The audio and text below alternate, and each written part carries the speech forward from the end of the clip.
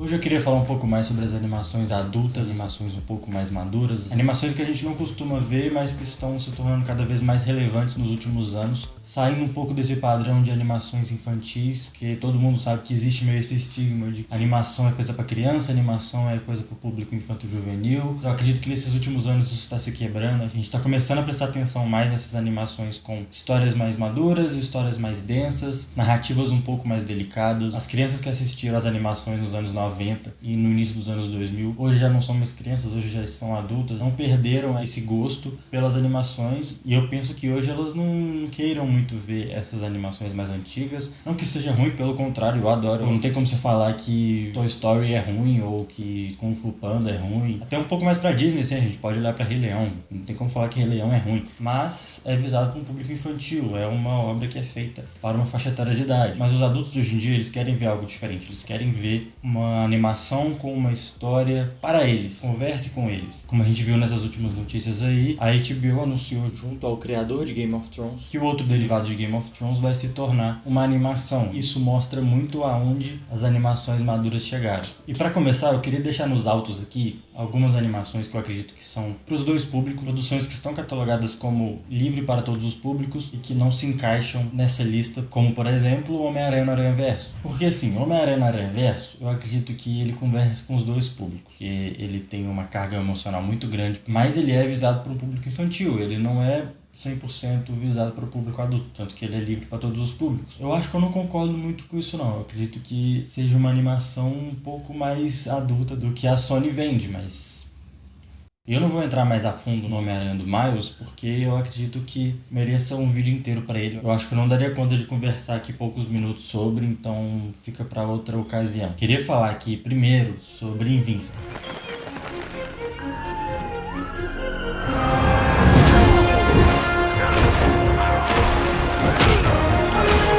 Pra mim, Invincible tá sendo a melhor série de animação, eu acho, dos últimos anos. Desde a estreia na primeira temporada até essa primeira parte da segunda temporada. Eu acredito que caiu um pouco, mas caiu um pouco pelo bem da série, porque tem muito mais coisa por vir. Então eu acho que a gente tá bem, a gente tá tranquilo. Vi que teve muitas pessoas que não gostaram dessa segunda parte, mas eu acho que tá bom. Vai vir coisa boa aí, ainda mais com aquele final. Vai ser legal, eu acho que vai ser interessante. Porque se você for ver, a primeira temporada é nada mais do que uma série de filmes de heróis comum, como a gente sempre costuma ver. Um jovem que descobre seus poderes, como isso vai relacionar entre seus pais, seus amigos, suas relações, e eu acho que é aí que tá o ponto. Tem muito tempo que a gente não vê uma narrativa de super-herói tão bem contada. A Marvel perdeu força nesses últimos anos, eu acho, muito por não saber mais explorar essas coisas básicas de um super-herói. Pra mim tem outro ponto que deixa Invincible bom, a fidelidade aos quadrinhos, porque até em entrevista a gente via que o Seth Rogen e o Dan Duncan, que são os principais produtores da série, né,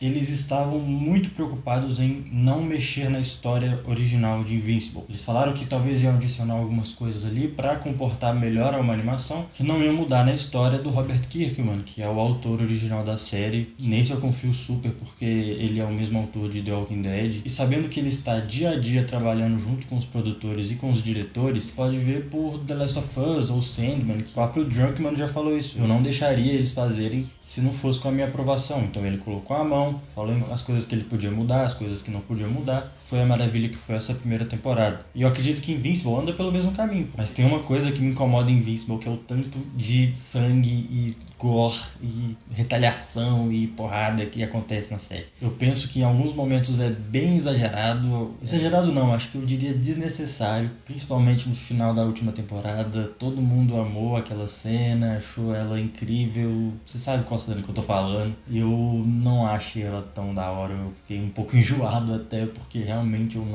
não gosto muito de gore, assim. Eu acho que ele tem que ser bem feito. Como, por exemplo, o Tarantino faz, ou, sei lá, Game of Thrones fez muito bem durante muito tempo. Eu sei que pra narrativa às vezes importa, mas eu não gosto tanto de ver. E outra série que tem muito isso é Castlevania.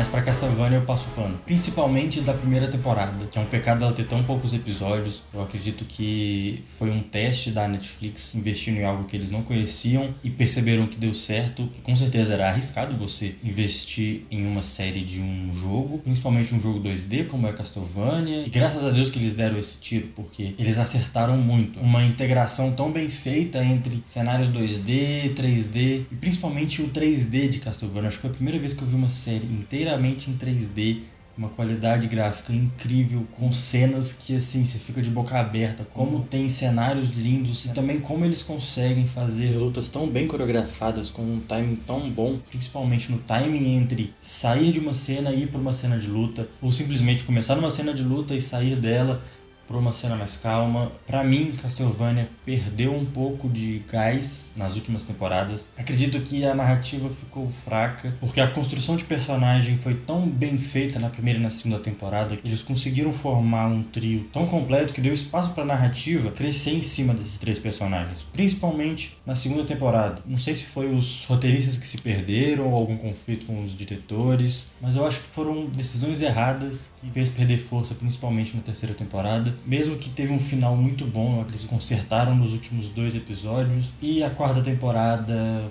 foi aquilo lá. Eu não sei se eu gostei tanto, acho que foi meio... Eu acho que a única coisa que salvou essa quarta temporada foi o cenário, como é bonita, como é bem animada, como é bem composta, como é bem editada. Mas eu acho que não foi jogado tudo no lixo. Parece que eles tinham conteúdo para 2 temporadas e tiveram que jogar tudo isso numa só. Eu considero Castlevania como uma série wallpaper. Cada momento que você pausar, você consegue tirar um print e ter um wallpaper pronto. Outra série que também faz parte desse grupo, Samurai dos Olhos Azuis.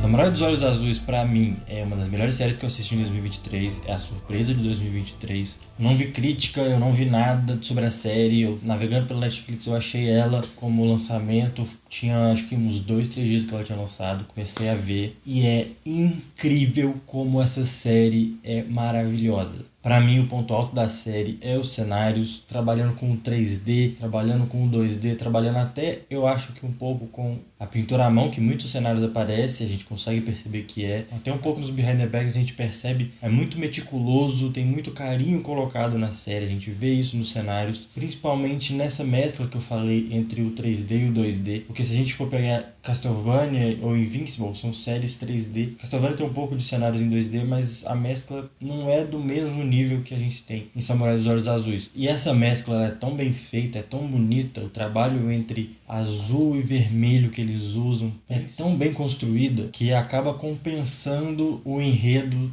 fraco que a série carrega. A história não é ruim, o enredo ele não é ruim, ele só é fraco. Porque eu acredito que eles não tenham uma profundidade suficiente para aguentar 1 hora de episódio. Tanto de episódios que essa série tem com uma minutagem tão alta por episódio, que é acho que 1 hora por episódio mais ou menos em média, não suporta.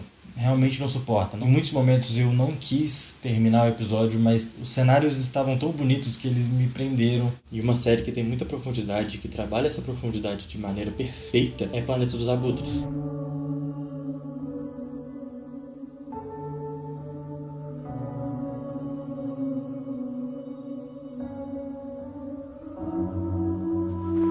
Planeta dos Abutres é muito mais do que só uma série. Ela traz um significado muito grande que vai além da técnica ou de um roteiro rebuscado, assim. Ela traz 3 núcleos onde você tem relações tão grandes e tão específicas com cada um dos personagens. Por exemplo, o casal, que é o primeiro núcleo mostrado pra gente. 2 pessoas extremamente determinadas a voltar pra casa, perdidas em um planeta onde a única coisa que eles pensam é estudar o planeta, ver o que eles podem usar para si deste planeta e com isso sair do planeta. Só que o planeta é muito mais do que só a Terra que eles estão acostumados. É um planeta vivo e que eles mostram na série que mesmo você usando o planeta a seu favor, em algum momento ele cobra. Os outros 2 núcleos, como por exemplo da mulher com o seu robô, pra mim ficou muito claro que mesmo que você não queira se conectar, de algum momento esse planeta vai fazer com que você se conecte. Por um lado, talvez você não saiba que está sendo conectado, pelo outro você vai ter que se conectar. E o terceiro núcleo de um homem que não vê mais futuro e se entrega a um jeito fácil de se dar bem por meio do planeta, servindo ao nativo do planeta, sem perceber, acaba se tornando tão quão humano ao servo dele. Eu acho isso muito incrível, eu acho muito incrível como eles conseguiram juntar 3 temas, 3 núcleos e funcionar tão bem. É impressionante como eles colocam um carinho e um tratamento tão cauteloso nessa série. Se você gosta de animação adulta, eu acredito que Planeta dos Abutres é uma melhor pedida, assim. Dá até um nó na garganta, porque pra mim foi muito emocionante assistir essa trama. Porque assim, tem um problema muito grande com série. Ela tem que me pegar muito de primeira, que se ela não me pegar de primeira, eu não consigo assistir ela do jeito que ela deve ser assistida. Mas com Planeta dos Abutres foi ao contrário. Eu, desde o primeiro episódio, desde o trailer, na verdade, eu já tava louco pra assistir, eu já queria maratonar tudo. E quando eu terminei foi incrível. Me deu aquela paz de, porra, assisti um bagulho bom. Planeta dos Abutres já estreia como um clássico.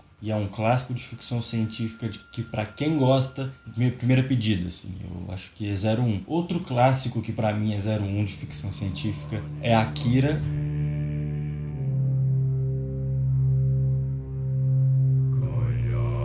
Muito difícil de você resumir Akira em 5 minutos.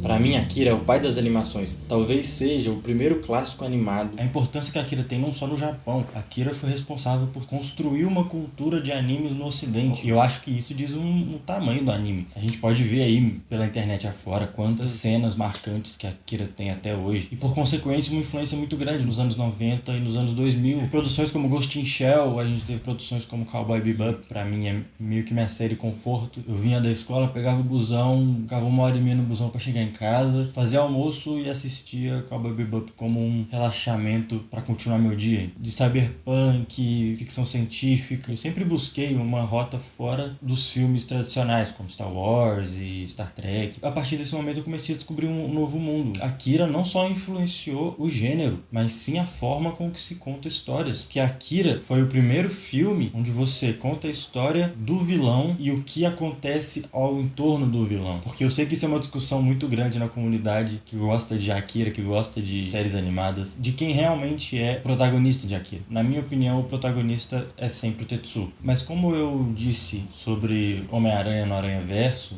Akira não merece 5 minutos. Eu tenho muita vontade de fazer um vídeo inteiro sobre Akira, mostrando toda a cultura por trás de Akira, tudo que foi Akira e tudo que pode ser ainda pro futuro. E antes de acabar, eu queria indicar o canal do YouTube da Gobelin, que é uma das maiores escolas de animações do mundo, e nesse canal eles colocam várias e várias animações que eles produzem na própria Gobelin. E muitas dessas animações são feitas pelos próprios alunos. E o interessante é que tá tudo no YouTube de graça. Você pode ir no canal deles, assistir, e tem cada pérola, tem cada curta de 2, 3 minutos incrível lá. Vale muito entrar lá e assistir pelo menos 1 ou 2 animações, que eu tenho certeza que você não vai conseguir parar, porque quando eu descobri que eles colocavam tudo no YouTube, eu não parei. Eu vi tipo umas 10 de uma vez só. E falando em curto animado, eu queria falar sobre Se Algo Acontecer Te Amo. Se Algo Acontecer Te Amo tá na Netflix. Se eu não me engano, tem 5 minutos. E é aquele tipo de coisa que desde o primeiro segundo acerta a flecha no seu coração e você não consegue parar de pensar naquilo. Porque o jeito que eles contam a história, que é uma história extremamente triste, de um casal que lida com um luto, e o jeito que eles constroem esse luto por meio da animação